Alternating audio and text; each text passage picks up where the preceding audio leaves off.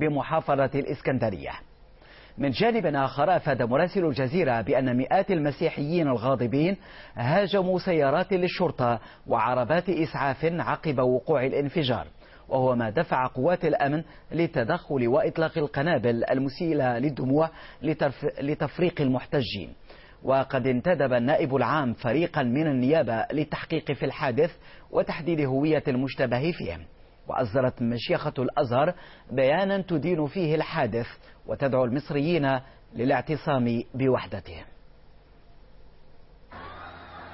كانت الساعة قد تجاوزت منتصف الليل بقليل عندما دوى الانفجار محولا السيارة المفخخة المستخدمة فيه إلى شظايا أوقعت على الفور قتلى وجرحى، كما عرضت التعايش المتسم بالتشنج منذ سنوات بين مسلمي مصر وأقباطها إلى هزة جديدة وامتحان صعب آخر انطلق مع الدقائق الأولى من عام وعقد جديدين. الانفجار الذي استهدف كنيسة القديسين في سيدي بشر بالإسكندرية يعيد إلى الأذهان حتما تهديدات تنظيم القاعدة للمسيحيين في مصر إذا لم يتم الإفراج عن من يسميهم الأسيرات المستضعفات، في إشارة إلى مسيحيات تقول القاعدة إنهن أسلمن وإن الكنيسة ترفض إخلاء سبيلهن. في كل الأحوال فإن تجمع مئات من المسيحيين وإلقاءهم الحجارة على سيارات الشرطة من جهة وخروج عشرات من المسلمين إلى موقع الحادث عند مسجد مقابل للكنيسة المستهدفة من جهة ثانية مما يعيد مصر إلى مربع التوتر الطائفي والديني. مشيخة الأزهر دانت الحادث ودعت المصريين إلى الوحدة، ولعل الهدوء والوحدة هما أهم عنصرين مفقودين في العلاقة بين المسلمين والمسيحيين في مصر منذ حل محلهما احتقان عبث في أكثر من مناسبة بالتعايش الذي قام على مدى قرون. المسيحيون الذين يشكلون نحو 10% من سكان مصر يقولون إن لديهم مظالم عدة، بينها قضية بناء الكنائس لم تتعامل معها السلطات بطريقة مناسبة. والمسلمون الذين يشكلون الأغلبية الساحقة إذن يشكون مما يعتبرونه تجاوزات مسيحية واستقواء بالخارج في الفترة الأخيرة.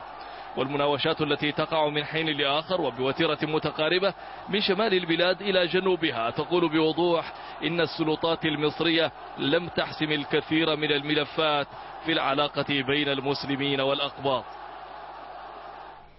ومعنا من الإسكندرية مراسل الجزيرة سمير عمر. سمير، كيف يبدو الوضع لديك الآن؟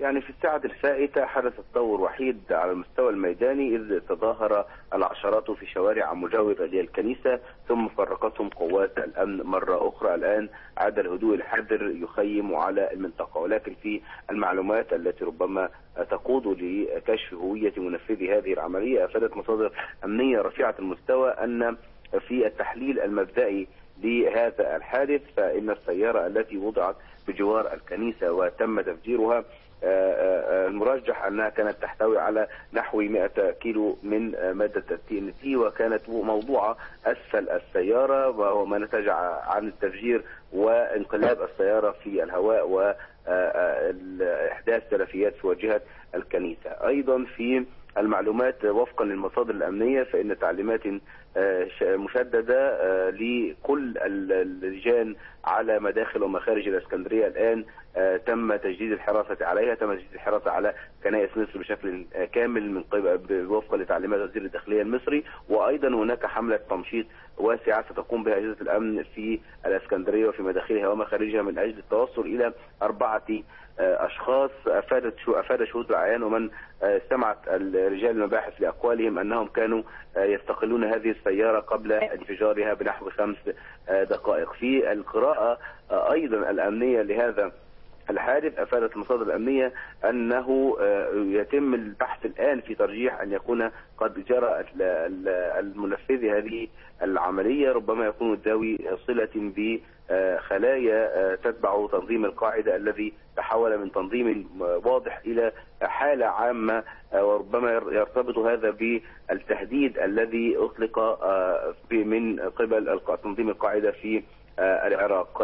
وفقا ايضا لما تقوم به اجهزه الامن بالبحث فيه هو ان كانت هناك مظاهره بعد صلاه الجمعه في يوم امس في الاسكندريه في مسجد القائد ابراهيم، وهذه المظاهره كانت تطالب مجددا بالافراج عن كاميليا شحاته امراه القسيسه التي قيل أنه أعلن إسلامها، وأن عدد من المتظاهرين كانوا قد أشاروا إلى هذا الحادث أو ربما تهديد المسيحيين إذا لم تعد كاميلا شحاتة. وهذا أيضا على في هذه الساعة وفي انتظار استمرار التحريات وتحقيقات النيابة التي ستبدأ في صباح هذا اليوم.